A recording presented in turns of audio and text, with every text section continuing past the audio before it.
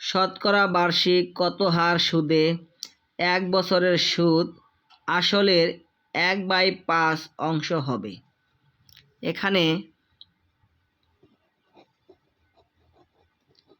এখানে সুদের হার বের করতে বলা হয়েছে। তাহলে n হলো আপনার 1 বছর। 1 বছরের সুদ আসলের 5/1। এখানে এই অংশে তাহলে আসল হলো 5, সুদ হলো 1। তাহলে সুদের হার আর ইকুয়াল হোয়াট? আমরা জানি I ইকুয়াল PNR ভাগ 100।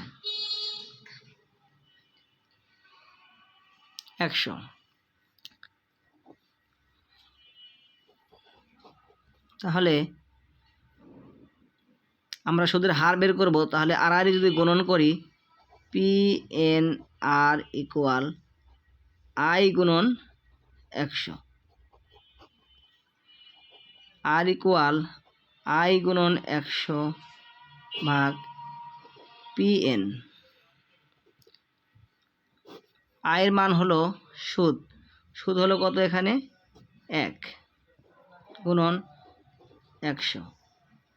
পিতে হলো প্রিন্সিপাল মানে মূলধন মানে আসল হলো এখানে 5 গুণন n হলো সময় হলো এখানে 1 বছর।